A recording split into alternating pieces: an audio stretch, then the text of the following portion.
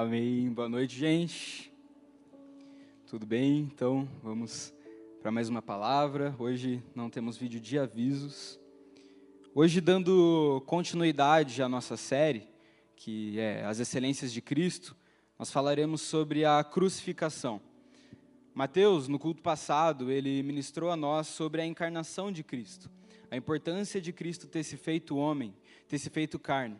E hoje a gente vai falar o motivo pelo qual ele se fez carne. O motivo é a cruz, a crucificação. A gente vai pensar hoje, olhar para a cruz mais uma vez. Para começar, a gente vai pensar no porquê é importante falar sobre a crucificação. Porque é importante a gente trazer esse tema de novo e de novo e de novo. Primeira coisa é que sem a crucificação, o cristianismo ele não é aplicável. A prática do cristianismo não funciona sem a cruz. Afinal de contas, quando nós aceitamos a Jesus, nos é apresentada a crucificação. Quando nós tomamos a nossa decisão do batismo, a gente toma porque Cristo morreu por nós numa cruz, e isso é digno de ser mostrado publicamente. A cruz é o ponto principal que nos acompanha. Desde o ponto onde aceitamos a Cristo, quando nos batizamos e somos aceitos no corpo de Cristo, a cruz nos acompanha em todo esse processo, e aí a gente continua na caminhada com Deus, a gente continua nos desenvolvendo, vindo à igreja, louvando, e aí chega um ponto na nossa caminhada, onde a gente tem uma dúvida que todo mundo tem, é uma dúvida geral, que a gente chega assim, fica a semana inteira pensando nessa pergunta, chega no nosso pastor para fazer: qual é o meu chamado? Como eu descubro o meu chamado? Todo mundo tem essa dúvida, todo mundo pensa nisso, e que para muitos é uma crise. Meu Deus, será que eu sou um pastor, um profeta? Será que eu sou um missionário? Essa dúvida parece que vai matando a gente por dentro, como se a gente não conseguisse viver se essa dúvida não for saciada e respondida. Mas o ponto é que, independente do nosso chamado, independente do ofício que nós vamos exercer para Deus, o foco, o objetivo principal é proclamar a cruz de Cristo. Independente do que você vai fazer, se você vai fazer missão, se você vai pastorear, se você vai profetizar, você vai apontar para a cruz, você vai precisar apontar para a crucificação. E a crucificação não é só um evento, ela não só nos acompanha até esse ponto, mas nós precisamos pregar a crucificação para nós diariamente. É algo que nós precisamos lembrar e relembrar e relembrar e relembrar até que Cristo volte. Essa é a importância de falarmos sobre a crucificação. A crucificação é o ponto central, vital, da vida de um cristão. Então, para a gente começar, nós iremos ler dois textos. O primeiro deles é 1 Coríntios 1, do 21 ao 25. Eu estou usando a NAA, não sei quem está lá.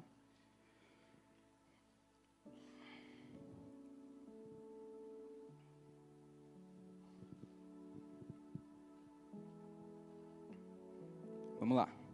Visto que, na sabedoria de Deus, o mundo não o conheceu por sua própria sabedoria.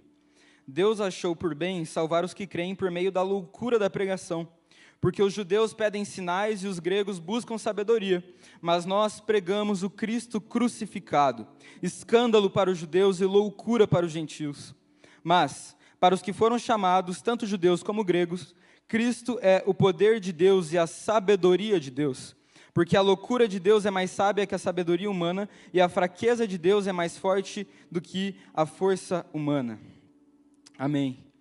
Vamos orar. Senhor, nós entregamos ao Senhor os nossos corações, a nossa atenção. Pedimos que o Senhor venha ministrar a nós mais uma vez o ponto central da Tua mensagem. Pai, recebe a nossa atenção. Nós queremos Te glorificar, nossas mentes são como um campo bom a receber uma semente. Então nós o recebemos. Fala conosco, Pai, em nome de Jesus. Amém. Amém. Então nós entendemos a importância de falar sobre a crucificação, porque é vital falar disso. Mas o problema do discurso não só teológico, mas principalmente teológico, atual, é que sobra pouco espaço para a cruz. Hoje, se a gente prestar bem atenção, a gente vai ter pregações e ministrações sobre a paternidade do Pai. Temos pregações e ministrações sobre os dons, as manifestações do Espírito Santo.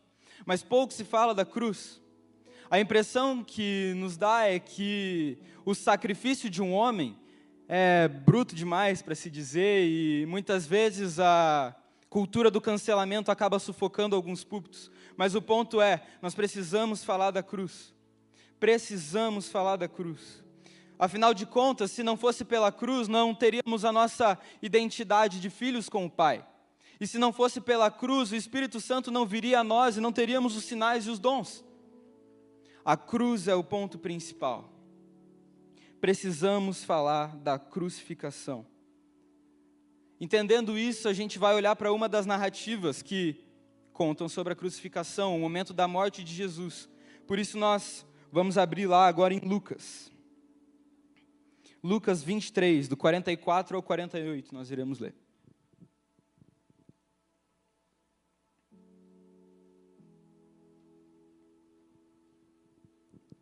Espera mais um pouco, estou ouvindo alguém passar a página com força.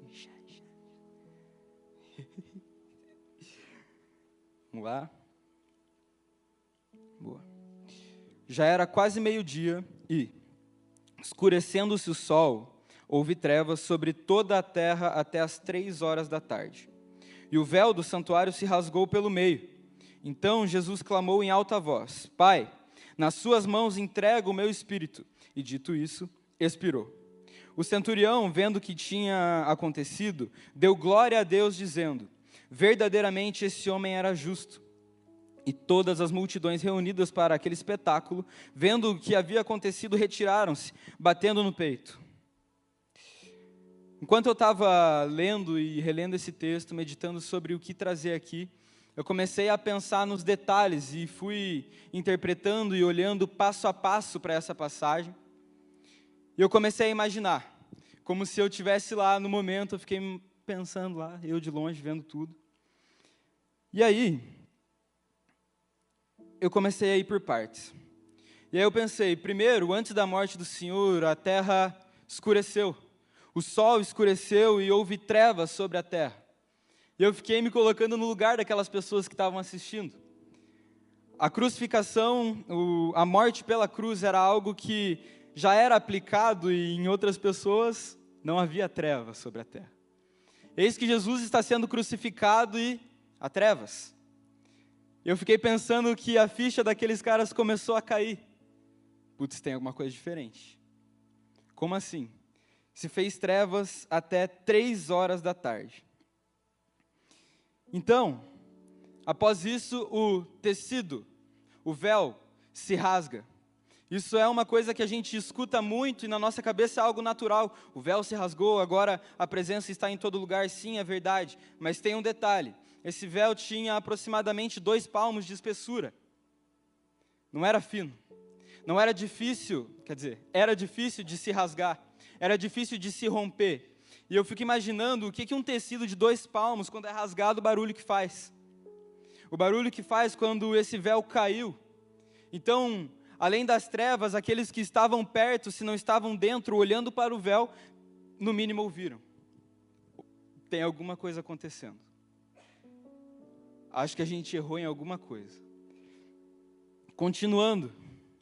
Cristo entregou o seu espírito ao Pai e expirou. Nesse momento, eu imagino que a ficha caiu de vez. Jesus morreu. E aí ficou aquele silêncio assim, ensurdecedor, cara.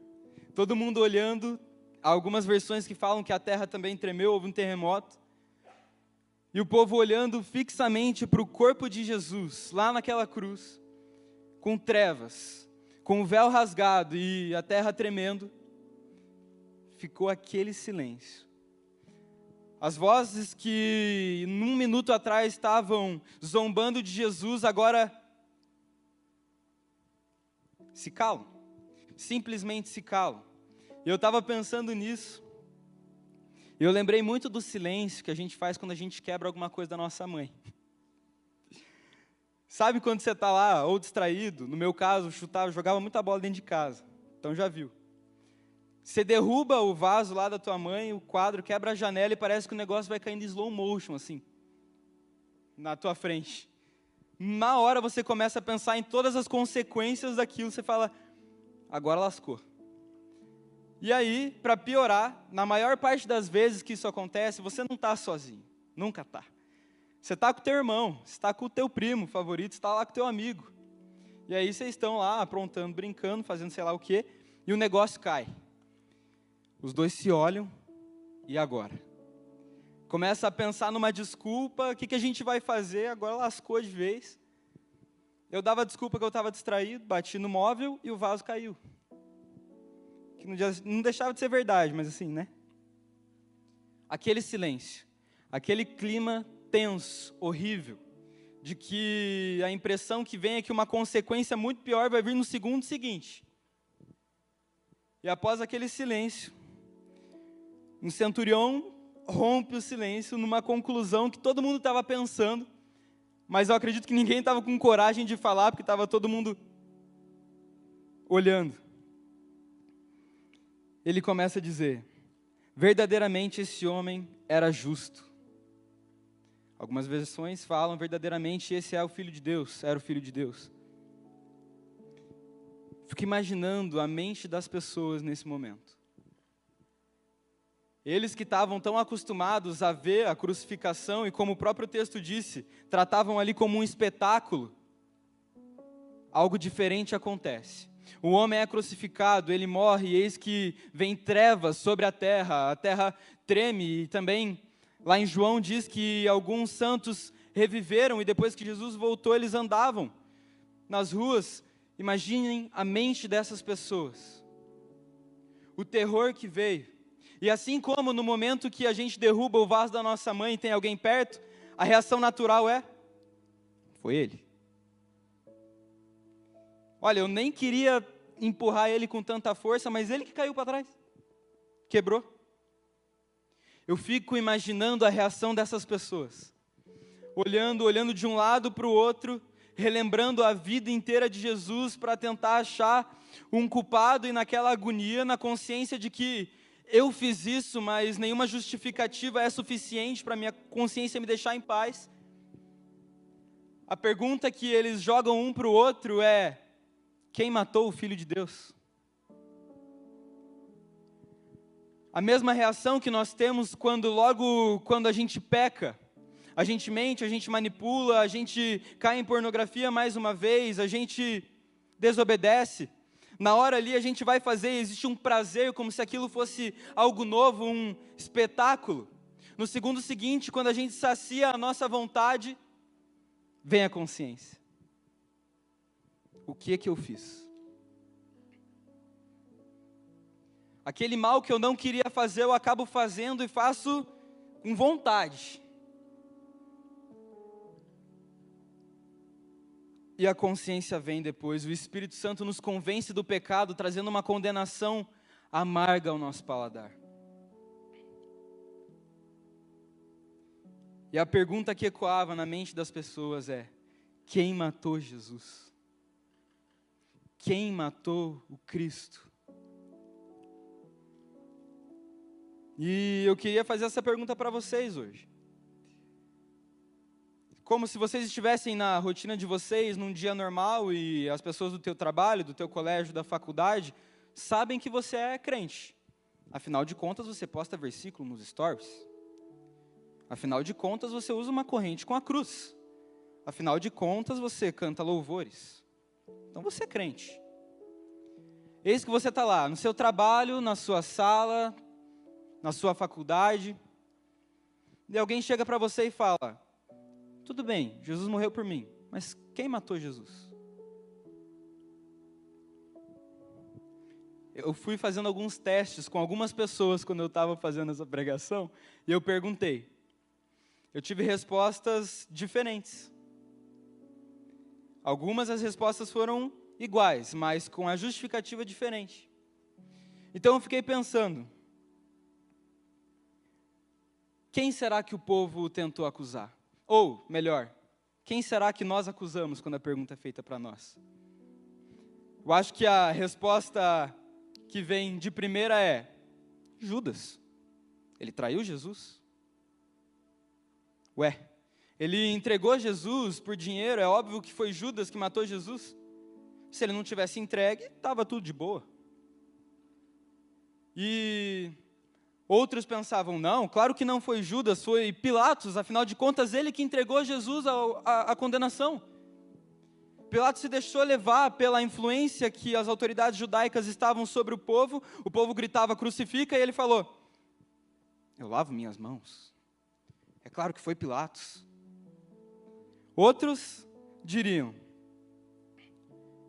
é óbvio que foram os judeus. É óbvio que foram as autoridades, é óbvio que foi o povo que matou Jesus. Eles que estavam clamando lá, eles que estavam gritando, apontando, mata, crucifica, é óbvio. Mas a resposta é que o nosso pecado pregou Jesus na cruz. O pecado de Judas levou Cristo à cruz. O pecado de Pilatos levou Cristo à cruz. O pecado dos judeus e o pecado do povo levaram Cristo à cruz, mas o nosso pecado pregou Jesus lá também.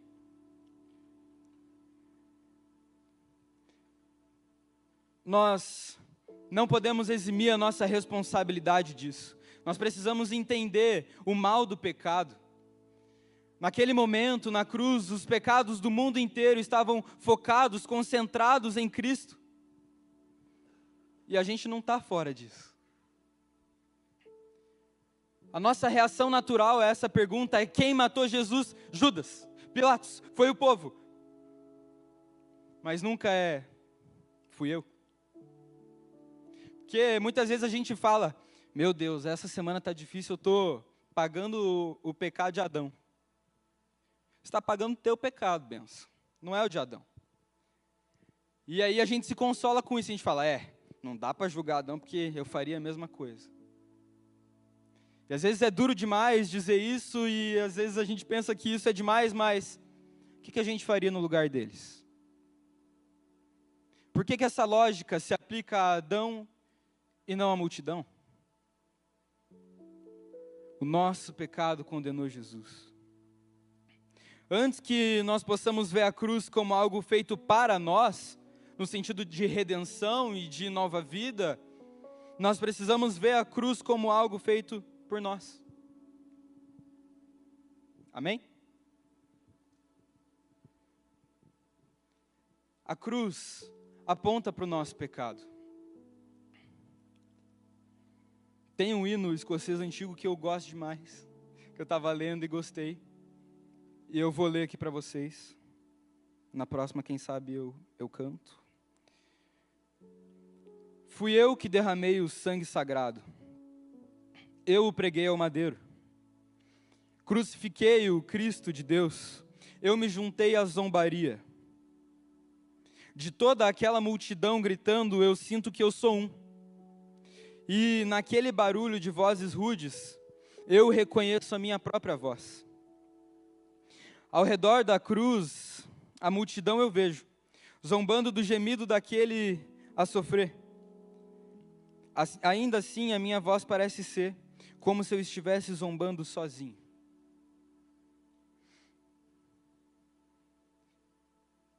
Eu concordo com esse hino, mas se eu pudesse, eu acrescentaria algumas coisas nele. Sim, nós temos culpa na crucificação. Sim, o nosso pecado teve parte na crucificação. Mas não tem esforço no mundo que nós pudéssemos fazer que levassem Jesus à cruz. Sim, a gente tem responsabilidade nisso, mas a gente não tocaria um dedo sequer em Cristo se não fosse pela permissão e vontade dEle.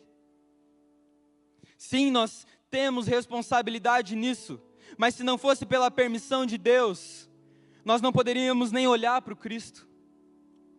Nós temos responsabilidade nisso. Mas se não fosse pelo sim de Jesus,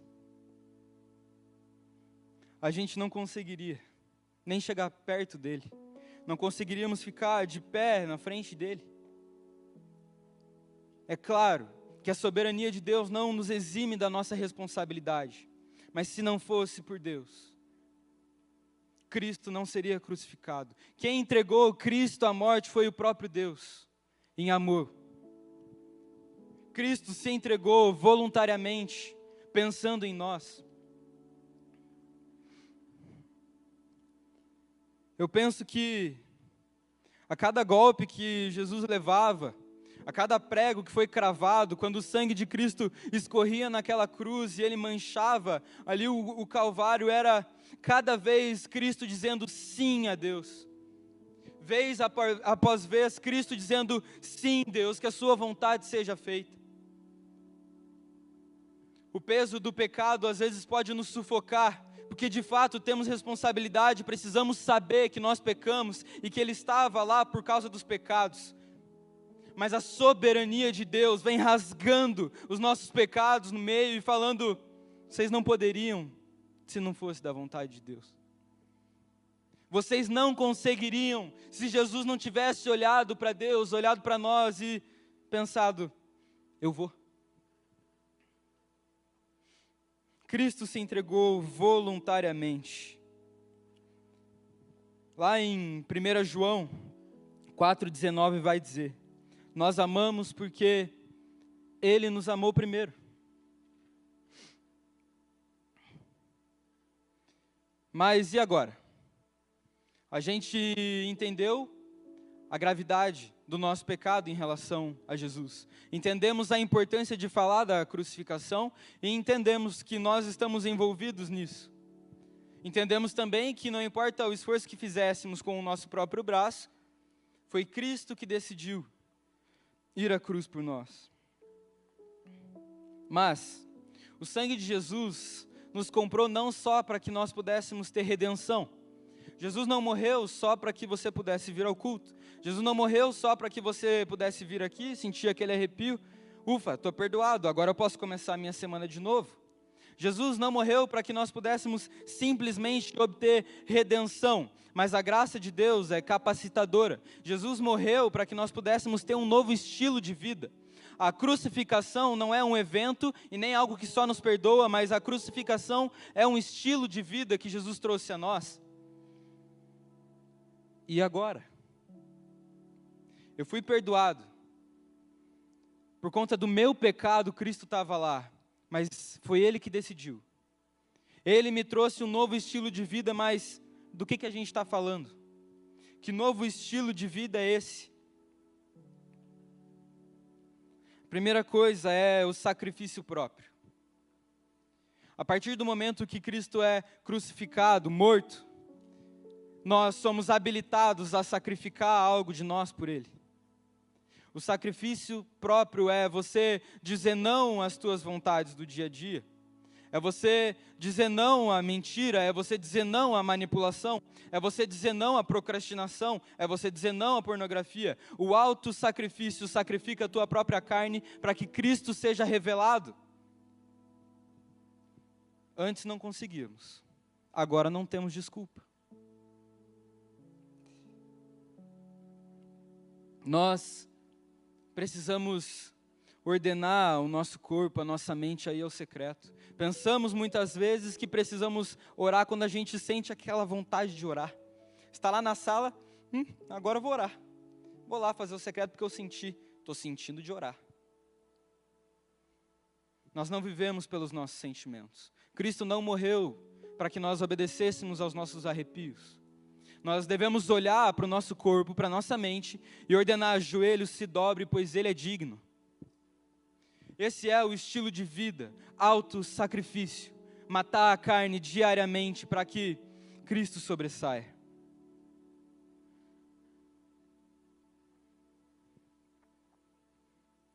Agora, a gente tem a mania de pensar que quando a gente está nos exercitando, sacrificando e matando o nosso eu diariamente para ir para o secreto, a gente não vai sofrer. Afinal de contas, eu estou bem com Deus. Afinal de contas, eu estou sacrificando os meus sentimentos e ordenando ao meu corpo, vá fazer secreto. Nos dias que eu vou, na força da disciplina, eu chego no final do dia e penso, amanhã não vai acontecer nada de ruim. Hoje eu fui disciplinado. Hoje eu fiz. E a gente acha que a gente está bem com Deus. Afinal de contas, a gente tem a impressão de que a nossa constância acaba alimentando a divindade de Deus. Bom, eu estou orando, eu estou lendo a Bíblia, logo Deus é mais Deus. E Deus agora, além de tudo, me deve. Porque eu estou fazendo o que Ele pediu. Não é assim que funciona. Existem dias, semanas, meses que nós estamos na constância, estamos nos esforçando, mas vem aquela notícia que quebra a gente. A gente fica mal, a gente começa a sofrer. E aí a gente vai orar, mas Deus, eu estou fazendo tudo isso pelo Senhor. A chuva cai para os bons e para os ruins. Nós iremos sofrer. Sabe, Cristo não prometeu que nós não sofreríamos, e a gente ouve muito isso, mas Ele prometeu que Ele nos abraçaria no sofrimento. Então, a crucificação, além de nos permitir sacrificar a própria carne para glorificar a Deus, ela permite que nós suportemos o sofrimento. Não porque não vamos sofrer, mas porque teve um homem que sofreu mais que a gente.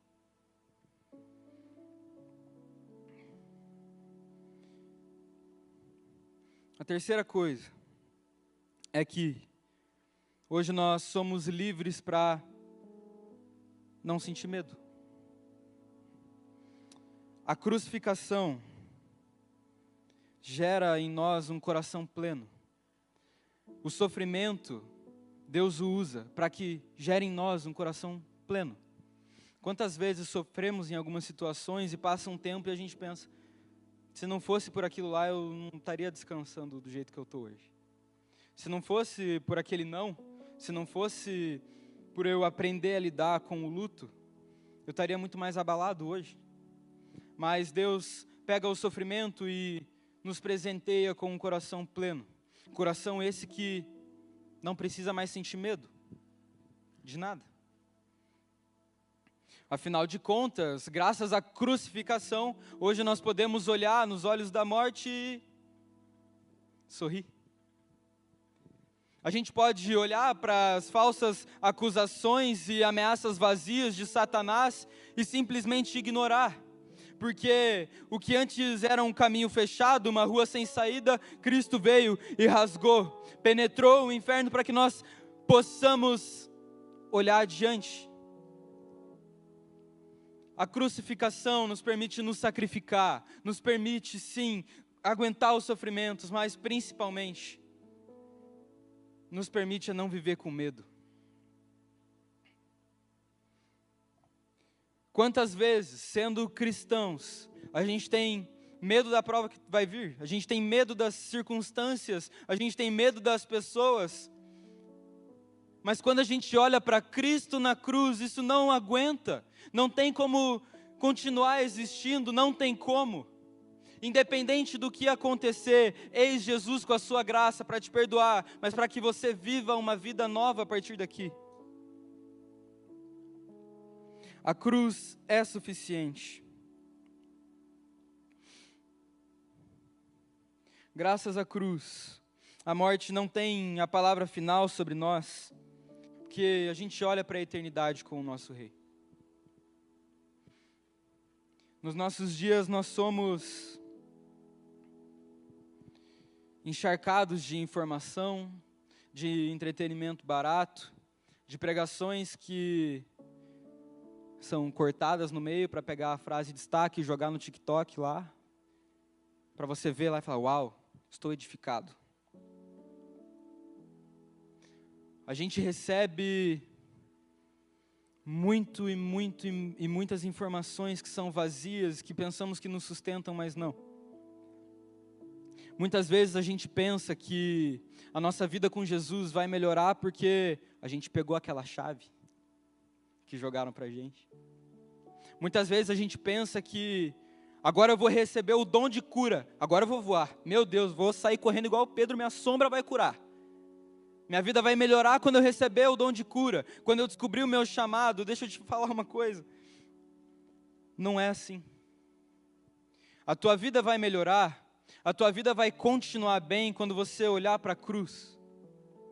A salvação não vem por meio de intelectualidade e a salvação não vem por meio de chaves viradas, a salvação vem por meio de um sangue de um homem inocente derramado por uma raça detestável. Então, a pergunta que deve ser feita todas as vezes que você está em crise, não é qual estratégia eu vou adotar agora. Vou marcar um atendimento aqui com o pastor. Agora eu vou fazer boa pastor. Antes de você marcar um horário com o pastor, olha para a cruz. Olha para a cruz. Eu tenho certeza que metade dos problemas que você traria para Ele, Jesus vai te ajudar a solucionar. E eu digo para o pessoal que eu caminho junto e penso e aplico isso, quando eles vêm trazer um problema, eu falo, já orou? E aí depois de um tempo eles vêm e falam, enfim, não vou falar sobre o meu problema, Jesus já me ajudou, vou falar como é que Ele me ajudou. É muito melhor ouvir como Jesus ajudou. É muito melhor você ouvir a cruz da boca do seu amigo também. Então antes de você reclamar com o seu amigo, olha para a cruz. Eu vou pedir para vocês ficarem em pé. Fechem os olhos também. Acho que a banda pode subir. É uma mensagem simples. Não é difícil. Quero que vocês imaginem algo agora. Eu vou ler a passagem de Lucas novamente. E eu quero que, como eu, vocês se imaginem lá.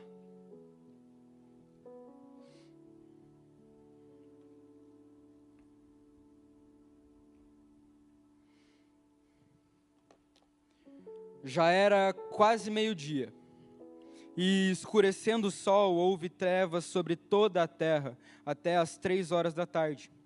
E o véu do santuário se rasgou pelo meio.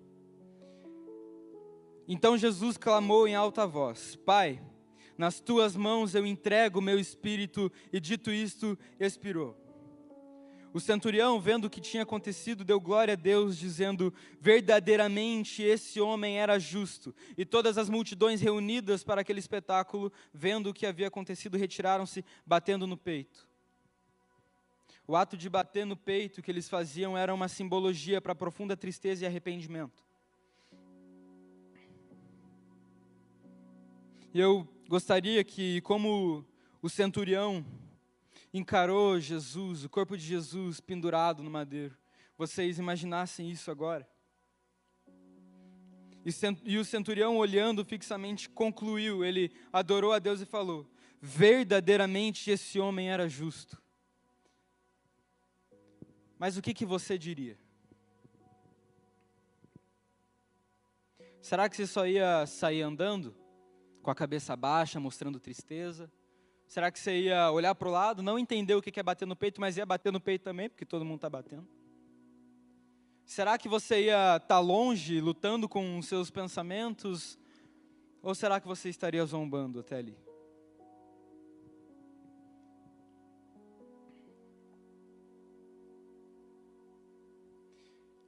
A boa notícia é, Cristo morreu por nós e hoje podemos ter uma nova vida.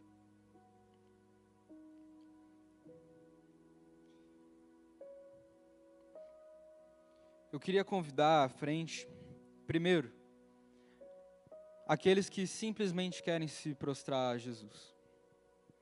Só isso. Eu não vou especificar nada. Se você quer adorar a Cristo prostrado, mostrar a sua adoração, vem e faça. Não vou apelar para sentimento nenhum. O meu segundo convite é para aqueles que não têm se sacrificado nos dias. É para aqueles que falam da cruz, que falam da morte de Cristo, mas têm agido como se Ele nem tivesse existido. Se você não tem se sacrificado, vem aqui à frente, nós queremos orar com você. Além do sacrifício próprio, nós aprendemos que podemos suportar os sofrimentos. Então, se você está sofrendo, independente do motivo, eis aqui a igreja do Senhor, o corpo de Cristo, nós queremos chorar com você. Vem à frente. E por fim, se você ainda não entendeu que Senhor Jesus é o seu Senhor e Salvador, se você ainda não vive conforme Ele dita, e aqui eu não estou falando de fazer a oração de aceitar Jesus, eu estou falando de se sacrificar para Ele. Se você hoje quer começar a se sacrificar por Jesus, se você quer começar a frequentar o lugar que você tem que frequentar, se você quer começar a se quebrantar, chorar por Jesus e viver com Ele, levanta a sua mão.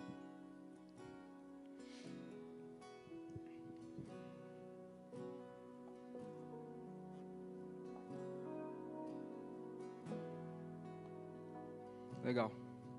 Nós iremos adorar o Senhor mais uma vez. Você pode continuar orando o tempo que você achar necessário, mas eu vou pedir uma coisa. Nós estamos acostumados com um apelo, com um final de culto, onde a gente ora, levanta e acabou. Mas eu creio que a partir do momento que nós olhamos para a crucificação de Jesus, a gente faz tudo por Ele. A gente passa vergonha por Jesus, simplesmente para adorar aquele que venceu a morte. Então, nós iremos esperar você orar e depois a gente vai adorar, mas não adorar de qualquer jeito, não só no lugar ali, não, adora de verdade. Adora de verdade, é para isso que Jesus morreu na cruz.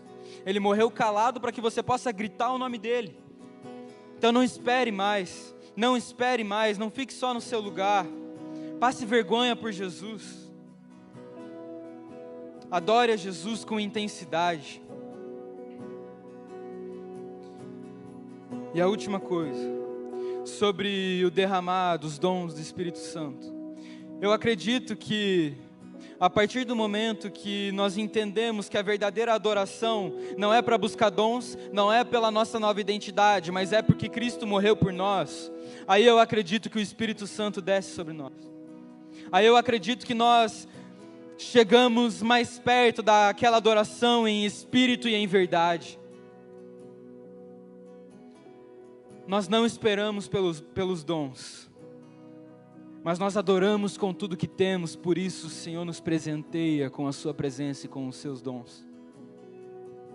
Então adore ao Senhor, ore ao Senhor, vá ao mais profundo, passa do seu limite só dessa vez, que eu te garanto que você não vai conseguir voltar mais atrás. Senhor Jesus, se faz presente mais uma vez, Pai. Jesus, nós sabemos que o Senhor está aqui, então toca aos nossos corações. Eu peço que o Senhor console aqueles que precisam ser consolados antes de qualquer coisa.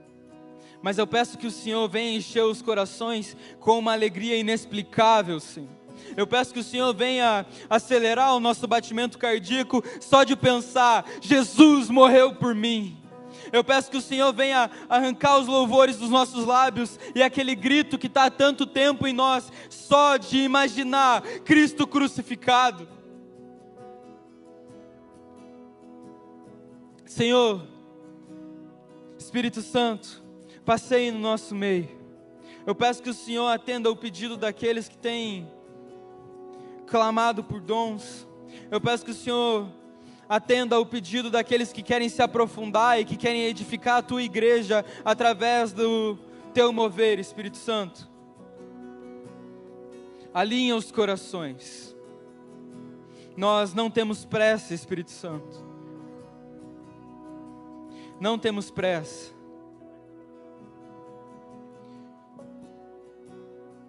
Continuem, perseverem, em nome de Jesus. Aleluia. Senhor, peço que o Senhor continue tocando os corações, que o verdadeiro evangelho, que a imagem da cruz e o quebrantamento por ela gerado não saiam dos nossos corações. Senhor, que o quebrantamento invada as nossas rotinas, que nós possamos ter a disciplina de te adorar pelo que o Senhor fez por nós e nada mais. Jesus, Queremos um relacionamento verdadeiro contigo. Então traga isso a nós. Nós te amamos, Jesus. Louvamos o teu nome. Obrigado, Pai, pela tua graça, pelo teu amor, pelo teu sacrifício, Jesus. Nós te amamos, Jesus. Em nome de Jesus. Amém. Amém. Se você quiser ficar aí na frente, fique à vontade. Vou pedir para as luzes se acenderem. Quero despedir você que está em casa. Obrigado por nos acompanhar.